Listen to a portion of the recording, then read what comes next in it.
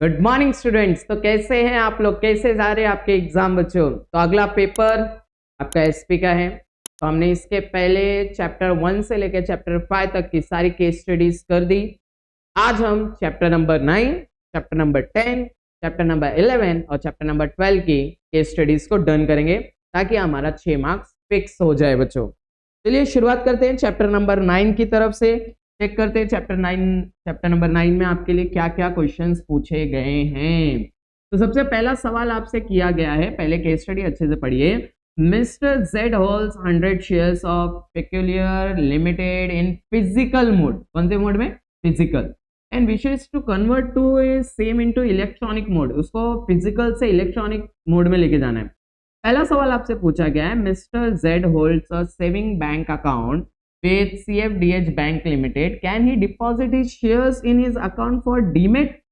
क्या इनके पास ये जो बैंक अकाउंट है वहां पे ये अपने शेयर्स जमा कर सकते हैं? तो बच्चों कितना कितना बेकार सवाल किया गया। ये तो कॉमन सेंस का सवाल है सर। ये बैंक अकाउंट तो पैसा जमा करने के लिए होता है, अगर आपको शेयर्स जमा करना है तो उसके लिए तो आपको डीमेट अकाउंट होना चाहिए सर। और डीमेट अकाउंट आपको ओपन करने के लिए जाना पड़ेगा डिपॉजिटरी पार्टिसिपेंट्स के पास, उन्हीं के पास अकाउंट ओपन होगा। जैसे नॉलेज के लिए अगर बता दूं, इस समय इंडिया में जीरोधा सबसे टॉप मोस्ट है। शेर खान आपने नाम सुना है, ग्रो का नाम सुना है, एंजल वन का नाम सुना है, जो आपको डीमेट अकाउंट ओपन करके देते हैं। तो यहाँ पे बैंक में जमा करने का कोई सेंस ही नहीं है सर। आगे क्या लिखा है, what type of account is needed for the same. Sir अभी तो हमने बात किया ना सर, कौन सा अकाउंट चाहिए रहेगा सर? डीमेट अकाउंट चाहिए रहेगा sir. Is it the RBI which will be the custodian of shares of Mr. Z after dematting? क्या यहाँ पे आरबीआई का कोई लेना नहीं सर। आरबीआई का क्या लेना देना है यहाँ पे? तो हमारे डिपॉजिटरी का लेना देना है, जिसको बोलते हैं एनएसडीएल और एक को बोलते हैं सीडीएसएल। तो ही तो डिपॉजिटरी है। चलो बच्चों फटाफट कमेंट करके बताइए इन दोनों का फुल फॉर्म क्या होता है, अच्छे से बताइएगा। तो इसका कस्टोडियन कौन होगा? एनएसडीएल या तो सीडीएसएल होगा। आरबीआई का यहाँ पे कोई लेना देना नहीं है। देखिए कितना सिंपल सा आंसर था सर, खत्म भी कर दिया हमने। चलिए सेकंड वाले के साथ चलते हैं। सेकंड वाला क्या बोलता है, mister R hold 100 shares of peculiar company limited in demat form. आगे he wants to transfer 1 share is to his wife, daughter and son. Can he do so? क्या ये ऐसा कर सकते हैं, अपने ट्रांसफर कर सकते हैं? ये सब कोर्स कर सकते हैं। अगर इनके बच्चों के पास भी डीमेट अकाउंट है तो ऑफ कोर्स ये ट्रांसफर कर सकता है। क्या प्रॉब्लम है इसके अंदर? आगे और does he need to submit DRF form और DIS form if he wants to transfer his share. तो पहले तो ये डीआरएफ और डीआईएस का फुल फॉर्म बताएं। तो आज ये बच्चा फुल फॉर्म के साथ चलते हैं। ये देखिए सब लोग ध्यान से फुल फॉर्म बोलेंगे, मेरे साथ बोलेंगे। चलिए देखिए क्या फुल फॉर्म बोल रहा है आपके लिए। सर हमको बोल रहा है डीआरएफ का full form demat requisition form, इसे कहते हैं डीआरएफ। सर ये कब काम आता है? सर ये तब काम आता है जब आपके पास फिजिकल फॉर्म में शेयर्स रहते हैं और आप उसको इलेक्ट्रिक मतलब ऑनलाइन फॉर्म में आप कन्वर्ट करना चाहते हैं। जब फिजिकल से आप ऑनलाइन या इलेक्ट्रिक मोड में लेके जाना चाहते हैं तब ये फॉर्म की जरूरत पड़ती है। अच्छा एक और कौन सा है सर? डिलीवरी इंस्ट्रक्शन स्लिप, इसको बोलते हैं डीआईएस। सर ये कब काम आता है? सर ये तब काम आता है जब आप अपने शेयर्स को क्या करना चाहते हैं? ट्रांसफर करना चाहते हैं। याद रहेगा। तो फिजिकल से इलेक्ट्रॉनिक ऑनलाइन में लेके जाना है तो डीआरएफ फॉर्म आएगा और ट्रांसफर करने के लिए डीआईएस फॉर्म आएगा। फुल फॉर्म याद रखिए बच्चों, ठीक है। चलिए अब आंसर देखते हैं। आंसर क्या बोल रहा था?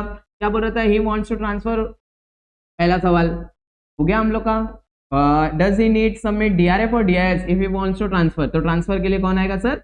डीआईएस आ जाएगा। Can he nominate his wife in his demat account? Of course. जब आप डीमेट अकाउंट ओपन करते हैं ना, जैसे बैंक अकाउंट ओपन करते हैं तो आपको कोई ना कोई नॉमिनी पूछा जाता है, वैसे डीमेट अकाउंट के टाइम पे भी कोई ना कोई नॉमिनी बनाया जाता है। तो ऑफकोर्स वो अपनी वाइफ को बना सकते हैं, उनकी ही तो वाइफ है, बाजू वाले की थोड़ी ना है। चलो आगे चलते हैं, थर्ड वाले के साथ चलते हैं। कौन है sir? Missus Z. Missus Z wishes to open a demat account in her name. तो आगे पूछा गया है, can she open the account going to Mumbai office of NSDL? Sir NSDL के पास तो ऑनलाइन फॉर्म में शेयर्स रहते हैं। अगर इनको सच में डीमेट अकाउंट ओपन करना है तो इनको जाना चाहिए डिपॉजिटरी पार्टिसिपेंट्स के पास, जिनके पास से शेयर्स डीमेट अकाउंट ओपन होता है, जैसे कि जीरोधा हो गया, शेर खान हो गया, एंजल वन हो गया। ठीक है आगे चलते हैं। ये तो डिपॉजिटरी है सर, हमको जाना है डिपॉजिटरी पार्टिसिपेंट के साथ। तो इसका आंसर आ जाएगा नो, बिल्कुल नहीं। इज शी रिक्वायर्ड टू पे for opening of account and it's maintenance? Yes बच्चा, अकाउंट ओपन करना है तो पैसा तो पे करना पड़ेगा और टाइम टू टाइम मेंटेनेंस के लिए भी आपको पैसा देना पड़ेगा। Does she have to send the share to respective company for demating? उनको क्यों, कंपनी को उससे क्या लेना देना है? आपने जहां से अपना डीमेट अकाउंट ओपन किया, डिपॉजिटरी पार्टिसिपेंट, वो जीरोधा हो सकता है, एंजल वन हो सकता है, ग्रो हो सकता है, जिनके पास से आपने डिपॉजिटरी पार्टिसिपेंट के पास, जिनके पास से आपका डीमेट अकाउंट है, उनको आपको शेयर्स भेजना पड़ेगा। और कौन से फॉर्म के साथ भेजना पड़ेगा? डीआरएफ। बोलो कौन? डीआरएफ। चलिए आगे चलते हैं सर। क्वेश्चन नंबर 4 क्या कहते हैं आपसे? Question study number 4, Mr. L wants to demat his 25 share of Peculiar Company Limited bearing certificate 100 and distinctive number 76 to 100। ठीक है, आगे चलते हैं। Which form is he required to fill as written request to DP? तो sir इनके ही wants to demat करना है ना सर। डीमेट मतलब फिजिकल से ऑनलाइन में लेके जाना चाहते हैं, तो इनके पास एक ही फॉर्म है, कौन सा सर? DRF form. इनको डीमेट रिक्वेजिशन फॉर्म भरना पड़ेगा, पूरा फुल फॉर्म में लिखिएगा। Does he have to pull instrument of transfer if he wishes to transfer the same after demat? नहीं, इंस्ट्रूमेंट ऑफ ट्रांसफर कब से आ गया सर? उसके लिए तो डीआईएस आता है। अभी थोड़ी देर पहले हमने देखा था, क्या आता है? Delivery instruction slip. बोलो क्या आता है? Delivery instruction slip. आगे क्या पूछा गया sir? Does he have to quote certificate number and distinctive number he wishes to transfer share after his demat form? Sir एक बार जब डीमेट फॉर्म में कोई शेयर चले जाते हैं ना, उसका कोई सेपरेट नंबर नहीं होता, वो फंजिबल होता है। फंजिबल मतलब क्या सर? इंटरचेंजेबल होता है। जैसे मेरे पास अगर 10 रुपए के नोट है, किसी के पास 10 रुपए के नोट है, अगर हम उसको चेंज कर दे तो क्या इनके पैसे के वैल्यू में कोई चेंजेस आ जाएगा? नहीं, तो बोलेंगे फंजिबल। बोले क्या बोलेंगे? फंजिबल। तो ऐसे ही जब शेयर्स ऑनलाइन फॉर्म में चले जाते हैं तो उनका कोई भी डिफरेंट नंबर नहीं होता है, सब एक ही जैसे शेयर होते हैं, सेम वैल्यू के। ठीक है, तो इसमें ऐसे कोई जरूरत नहीं है कोड नंबर, आपको कोई भी नंबर कोड करने की जरूरत नहीं है। नेक्स्ट वाला हम लोग चलते हैं सर। क्वेश्चन नंबर 5 आपसे इसके स्टडी नंबर क्या पूछता है? बहुत सिंपल। एस के पास 50 शेयर है पेक्यूलियर कंपनी लिए, वो भी डीमेट फॉर्म में। The company has declare dividend of ₹5 पर share and bonus 1:1 to each share holder. तो डिविडेंड है 5 रुपए का और बोनस है 1:1। 1:1 मतलब एक शेयर है तो एक के पीछे एक शेयर, 10 शेयर है तो 10 के पीछे 10, 1:1 का ratio. How will mister S get his dividend? तो मिस्टर एस को डिविडेंड कैसे मिलेगा? अरे सीधी बात है, उनका जो भी बैंक अकाउंट डीमेट अकाउंट से कनेक्टेड रहेगा, इंटर कनेक्टेड रहेगा, डायरेक्ट उनके अकाउंट में on the spot dividend transfer हो जाएगा। सीधी बात है सर। आगे सर क्या बोला है sir? Will he gate bonus share in physical और डीमेट फॉर्म? अरे सीधी बात है, अगर उनके पास डीमेट फॉर्म में पहले से शेयर है तो इनके डीमेट अकाउंट में डायरेक्टली बोनस शेयर ट्रांसफर हो जाएंगे। फिजिकल फॉर्म की तो बात ही नहीं आती यहाँ पे। आगे Who is entitled to dividend and bonus? Mister S और डिपॉजिटरी? अरे सर शेयर्स किसके पास है? सर मिस्टर एस के पास है, 50 शेयर है, तो मिलेगा भी किसको सर? मिस्टर एस को मिलेगा। ठीक है, तो ये याद रखिएगा। बस इसमें ये याद रखिएगा बच्चों कि आपको ये दो नाम याद रखने हैं, demat requisition form DRF, delivery instruction slip DIIs. एक ट्रांसफर के लिए यूज होता है, एक फिजिकल से ऑनलाइन फॉर्म में जाने के लिए। ये लीजिए चैप्टर नंबर 9 का खत्म हो गया। हम चलते हैं chapter number 10 interest and dividend वाला। बहुत ही प्यारा सा, बहुत ही क्यूट सा चैप्टर आपके लिए, बहुत ही सिंपल केस स्टडीज आपके लिए बना के रखी गई हैं। चलिए देखते हैं, 6 केस स्टडीज है। वाह कितना क्यूट है, कुछ ज्यादा ही नहीं क्यूट हो गया? चलिए आते हैं, देखते हैं। क्वेश्चन नंबर क्या बोलता है? LMN company limited decide to declare dividend for the financial year 2018-19 in which he had earned profit less than their expectation. जितना सोच रहे थे उतना पैसा इनको मिला नहीं एक्सपेक्ट होता है सर। कभी कभी हम लोग सोचते हैं कि सर हमको 80 में से मिल जाएगा 75, नहीं आया, कोई बात नहीं, ठीक है, होता है इसके साथ भी। इस board right in recommending a dividend of ₹, पर share out of free reserve. क्या इस तरह का रिकमेंडेशन दे सकते हैं फ्री रिजर्व के लिए? तो आपको याद रखना है बच्चों, 2 तरह के डिविडेंड होते हैं, एक होता है फाइनल डिविडेंड, एक होता है इंटीरियम डिविडेंड। फाइनल डिविडेंड के लिए अलाउड है कि आप फ्री रिजर्व का पैसा यूज कर सकते हैं। फ्री रिजर्व मतलब जो पैसा साइड में करके रखा गया, उसका पैसा आप बिंदास यूज कर सकते हो। हाँ, बस कंडीशन याद रखना है कि बोर्ड ऑफ डायरेक्टर्स के पास सिर्फ रिकमेंडेशन का पावर है, उसको अप्रूवल देने का पावर होता है शेयर होल्डर्स का, वो भी एजीएम के अंदर, याद रहेगा। तो फाइनल डिविडेंड रिकमेंड करेगा बोर्ड ऑफ डायरेक्टर, अप्रूवल मिलेगा एजीएम में, अप्रूवल देने वाला कौन? शेयर होल्डर, याद रखिएगा ये बात। तो यहाँ पे क्या दिया जा सकता है? तो आंसर आपका क्या हो जाएगा, जल्दी बोलो ये, yes. Can board declare the dividend though it is not approve by AGM? नहीं सर, जब तक एजीएम अप्रूव नहीं करेगा आप फाइनल डिविडेंड डिक्लेयर ही नहीं कर सकते, चांस ही नहीं है सर, क्योंकि शेयर होल्डर्स का परमिशन चाहिए। Can the board give dividend in the form of gift? नहीं सर, आपको सीधा बोला गया है कि आप पेमेंट किसमें करेंगे, कैश। कैश मतलब या तो कैश दे दीजिए या तो ऑनलाइन बैंक में ट्रांसफर कीजिए, आपको और किसी फॉर्म में, गिफ्ट के फॉर्म में डिविडेंड देना अलाउड नहीं है। चलिए नेक्स्ट वाला चलते हैं सर, पहला वाला तो हमने खत्म कर दिया। चलिए नेक्स्ट वाला क्या बोलता है, ABC company limited decide to pay interim dividend. Interim dividend can it be paid out of free reserve? Sir अगर फाइनल डिविडेंड की बात होती ना तो फ्री रिजर्व यूज कर सकते थे, इंटेरियम डिविडेंड में बिल्कुल अलाउड नहीं। इंटेरियम डिविडेंड के लिए आपको प्रॉफिट होना जरूरी है, अगर आपको बीच में ही अच्छा खासा प्रॉफिट हो जा रहा है तब आप इंटेरियम डिविडेंड दे सकते हैं, साइड में रखा हुआ पैसा आप यूज कर सकते हैं नहीं है इंटेरियम डिविडेंड के लिए, याद रखिएगा। Is the board right in declaring the same at the board meeting? Yes, उनके पास डिक्लेरेशन का तो राइट है, बिंदास है, उनके पास पूरा राइट है। Should the company distribute the same with in 30 days of declaration? Yes, 30 days का डिक्लेरेशन होता है। एक बार चेक कीजिए क्या सच में 30 डेज का होता है, फटाफट चेक करके देखिए, पूरा नोटबुक पढ़ेंगे तो आपको मालूम पड़ जाएगा। चलिए थर्ड वाले के साथ चलते हैं सर, थर्ड क्या बोलता है, राज company limited decide to pay interim dividend. पढ़ते रहिए, चलिए तीनों का आंसर निकालने का ट्राई कीजिए फटाफट।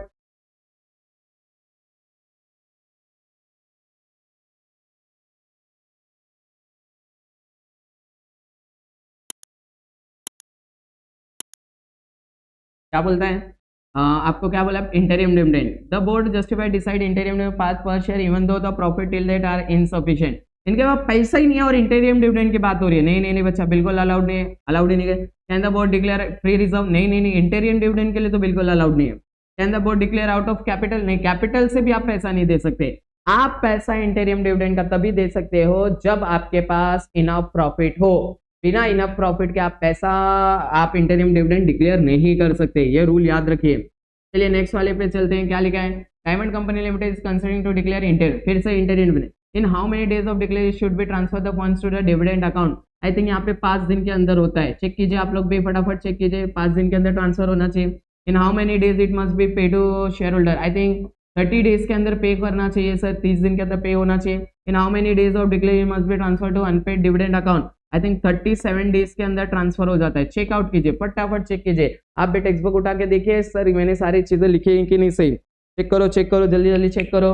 5 दिन, 30 डेज और 37 डेज के अंदर। चलिए नेक्स्ट वाले पे चलते हैं, अगर कहीं आपको गलती मिले तो आप कमेंट करके बता सकते हैं। The board of director of star company limited which is listed company recommend dividend of 15 per share to be paid in cash. आगे बोलते हैं, it is justified to pay the dividend firstly to its preference shareholder and then after to equity shareholder? Of course, सबसे पहले तो preference share holder को ही पैसा मिलता है सर, उसके बाद जाके, अरे सॉरी बच्चों, सॉरी सबसे पहले प्रेफरेंस को पैसा मिलता है तभी तो जाके इक्विटी को मिलता है पैसा। तो आंसर क्या आएगा, yes. Is the AGM required to approve the same? Yes बच्चों, ऑफ कोर्स, उसके लिए तो एजीएम चाहिए, मतलब चाहिए, बिना एजीएम के अप्रूवल के कैसे काम होगा। कैन द कंपनी पे डिविडेंड इन कैश? आप चेक से पेमेंट कर दीजिए ना सर, चेक से पेमेंट कर दीजिए, आप डिविडेंड वारंट निकाल दीजिए सर, या तो आप एक काम कीजिए इलेक्ट्रॉनिक मोड से पे कर दीजिए।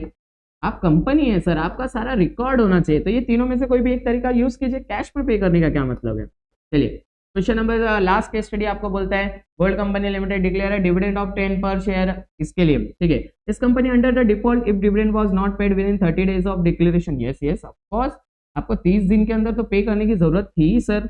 इस company right in transferring the unpaid dividend to is debenture reserve account? Debenture reserve account नहीं होता है सर, मेरे ख्याल से अनपेड डिविडेंड अकाउंट होता है, कि अगर आपने नहीं दिया तो आपको अनपेड डिविडेंड अकाउंट में पे करना पड़ता है। आई थिंक 37 डेज का रहता है टाइमिंग, चेक करके देखिए क्या सच में 37 डेज का टाइम होता है क्या, चेक कीजिए, आगे बताइएगा कमेंट करके। Does the company have to transfer the amount unpaid dividend to investor education and protection fund? Investor education and protection fund after 30 days, 30 days तक नहीं है सर, मेरे ख्याल से 7 ईयर्स की बात हो रही है, 7 साल तक अगर आपके पास ऐसे पैसा रखा गया, किसी ने क्लेम नहीं किया, तो आपको पैसा उठा के investor education and protection fund में ट्रांसफर करना पड़ता है। चेकआउट कीजिए, लीजिए ये भी खत्म हो गया। चलते हैं हमारे chapter number 11, second last chapter पे, बहुत ही प्यारा चैप्टर, फाइनेंशियल मार्केट, बहुत प्यारा चैप्टर था। देखते हैं हमारा मार्केट कैसे काम कर रहा है यहाँ पे। आ जाइए सर, फटाफट आ जाइए। हाँ ये रहा ये रहा ये रहा, कितने केस स्टडी, अरे वाह 2 ही केस स्टडी, ये तो बहुत ही ज़्यादा क्यूट है। चलिए देखते हैं क्या बोलता है सर। जो है कंपनी लिमिटेड न्यूली इनकॉर्पोरेटेड, नया company, he wants to raise capital for the first time equity share, should it go with primary market और secondary market? Sir first time में तो गारंटीड कौन सा मार्केट के साथ जाना चाहिए? प्राइमरी मार्केट के लिए जाए। Should it offer it share through the public offer right issue? Sir right issue का तो चांस ही नहीं है। राइट इशू तो तब होता है ना जब सेकेंड टाइम आप शेयर बेचना चाहते हो, ये फर्स्ट टाइम है तो आप पब्लिक ऑफर के साथ जाएंगे। What will be the issue of equity share by joy limited called IPO और एफपीओ? सर फर्स्ट टाइम है तो इनिशियल पब्लिक ऑफर। एफपीओ का फुल फॉर्म क्या होता है? Sir further public offer. Sir FPO का एक और फुल फॉर्म होता है, जरा कमेंट करके बताइए, देखते कौन इंटेलिजेंट है, फटाफट बताइए। चलिए नेक्स्ट वाला चलते हैं। मिस्टर एक्स कौन है सर? वो सीएफओ है, चीफ फाइनेंशियल ऑफिसर, किसका? पीकेआर कंपनी है, which is reputed company in the field of construction business. Often Mr. X decide to investing surplus funds of the company for the short duration. At the time he also decide to sources from where he can raise funds for the short duration. कोई तो mister x है, chief financial officer है, वो बहुत construction company का बहुत बड़ा level पे पोजीशन पे बैठा हुआ है सर, उसके पास बहुत सारे पैसे, वो इन्वेस्ट करना चाहता है इन शॉर्ट ड्यूरेशन के लिए और उसको और भी पैसे रेज करने में। ऐसे on behalf of company mister X 5 lakh wants to invest for the short period, should he buy equity share और सर्टिफिकेट ऑफ डिपॉजिट? तो देखो सर 5 लाख रुपए हैं और शॉर्ट ड्यूरेशन की बात हो रही है, इक्विटी शेयर मेरे ख्याल से लॉन्ग टर्म में काम आता है, तो सर्टिफिकेट ऑफ डिपॉजिट के साथ जाना चाहिए कि मैच्योरिटी भी बहुत कम रहती है, शॉर्ट ड्यूरेशन में काम आता है सर्टिफिकेट ऑफ डिपॉजिट, तो ये बिंदास से इसके अंदर इन्वेस्ट कर देना चाहिए। When company has surplus fund wants to invest it, however he needs the money back in 4 months, 4 महीने के अंदर, should he invest in treasury bill और गवर्नमेंट सिक्योरिटीज? तो मैं तो बोलूंगा टी बिल में इन्वेस्ट कर देना चाहिए, क्योंकि टी बिल गवर्नमेंट की तरफ से एकदम सिक्योर रहता है, आपको गारंटेड रिटर्न मिलना है, मतलब मिलना है, इशूड होता है डिस्काउंट पे, आपका रिडीम होता है पार के ऊपर, गारंटेड आपका रिटर्न है। गवर्नमेंट सिक्योरिटीज में भी मिलता है, लेकिन बेस्ट मेरे ख्याल से टी बिल होना चाहिए answer. And the company issue certificate of deposit, certificate of deposit issue करने का पावर सिर्फ और सिर्फ किसके पास है? जल्दी बोलिए, कमर्शियल बैंक के पास है बच्चों, ठीक है। चलते हैं नेक्स्ट वाले के साथ, लास्ट चैप्टर स्टॉक एक्सचेंज, बहुत ही प्यारा चैप्टर। चलिए आ जाइए, क्या कहते हैं आपसे? कुछ कह रहा है आपसे, चलिए देखते क्या कहता है। आपको बोल रहा है 2 केस स्टडी सॉल्व करके दे दीजिए, चलिए दे दीजिए उनको 2 case study. Mister Y is a practicing company side offering advisory service on the corporate law including companies act. He has received few queries from assessed why in answering them, तो उसका answer दीजिए, ठीक है। BDI bank wants to offer DP service, depository participant बनना चाहता है। He approach registering as a DP, DP के लिए एक ही के पास जाना है सर, और वो है सेबी। कौन है? SEBI, SEBI, SEBI. Kem financial wants to offer debenture trust service, should apply for getting registered, इसके लिए भी आपके पास एक ही ऑप्शन है सर, वो कौन है? सेबी है। TT company wants to issue an IPO, should it get registered with SEBI? Yes, of course sir। Stock market का माई बाप कौन है सर? सेबी है। उसका पप्पा कौन है? सेबी है। वही तो रूल बनाएगा, वही तो पॉलिसी बनाता ना सर। आगे कौन है? Mister P has recently got his BSc degree, has enrolled for course in security as a new student of his subject, has queries, कुछ क्वेरीज है इनके पास। पहला, does the company need to be listed on stock exchange to sell security through the stock exchange? ये बात बोले sir, बिना आप listed के कैसे आप शेयर बेच सकते हैं sir? What is the term use for referring to condition of country? इसको बोलते हैं सर इकोनॉमिक मिरर। आपका स्टॉक मार्केट अगर ऊपर जा रहा है तो इसका ये इंडिकेशन है कि कंट्री बहुत अच्छे कंडीशन में चल रही है, अगर वो डाउन चल रहा है इसका मतलब गारंटेड कंट्री में कुछ तो प्रॉब्लम चल रही है। इस समय इंडिया के स्टॉक मार्केट फुल टॉप पे चल रहा है। आगे, what is the term which refers to the function of stock exchange as a provider of ready market for sell and purchase? फटाफट सेल और परचेस हो जाता है, इसको बोलते हैं सर लिक्विडिटी, ठीक है। ले लीजिए, आपके सारे चैप्टर्स के हमने केस स्टडी खत्म कर दिए। तो बच्चों हमने सबसे पहले सारे ऑब्जेक्टिव खत्म किए, फिर हमने केस स्टडी, 20 मार्क्स वहां हो गए, 6 मार्क्स यहाँ पर गए, 26 मार्क्स का हमने आपको एसपी का करा दिया। ये सीरीज चल रही है आर्थिक ग्रुप ट्यूशन के साथ। आपको नेक्स्ट कौन सी सीरीज चाहिए फटाफट कमेंट करके बताइए। सिर्फ 2 से 3 दिन का टाइम रह गया है। मिलते हैं बच्चों नेक्स्ट लेक्चर में, तब तक अपना ख्याल रखिए। बाय बच्चों लोग।